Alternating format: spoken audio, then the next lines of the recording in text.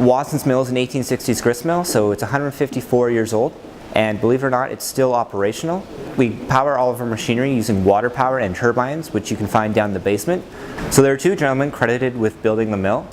They are Moss Kent Dickinson, who is known as the father of Manotick and the king of the Rideau, as well as Joseph Currier, who was a lumber baron who operated between Ottawa and Kingston and down in upper New York State. Both of the gentlemen are extremely wealthy at the time in the 1860s and had plenty of money to invest here in the mill. Along with this grist mill here, which produces flour, they also built a sawmill and a woolen carding mill. So you had your lumber for your shelter, here you had your flour for your bread, and what used to stand behind us, you had your wool for your clothing. So you had your clothing, your shelter, and your bread, which were all the necessities to start a village, and that's how the village of Manotick sprung up. So one of the main attractions here at the mill is that it's a haunted site.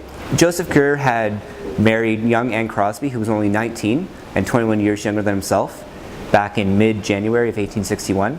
They went on a 6-week honeymoon around northeast United States, and when they got back to Ottawa in the village of Manotick, it also coincided with the 1-year anniversary of successful operation for the grist mill here.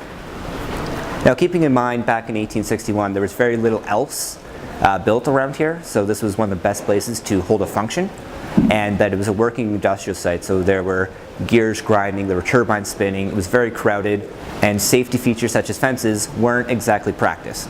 And if you guys know the style in terms of 1860s, women were very likely to wear hoop skirts, so it would take up a lot of room. So as Anne was taking the tour, as it was her first time here, she was coming down from the attic to the second floor. She stumbled on the last couple steps, and the hem of her dress got caught in a revolving shaft. So the shaft was turning, her dress started turning, and she started turning with it. She screamed, which alerted the gentleman on the first floor. However, all of a sudden it came to a sudden end as she slapped her head, or hit her head against a post. Joseph Currier ran upstairs and saw his bride dead on the floor. And they say that Joseph Currier was so distraught that he left the village that night and never returned. And 2 years later, he sold out all his shares in the mill to Mr. Dickinson. Meanwhile, they say that Anne Crosby Currier never left, and that her spirit still haunts the second floor.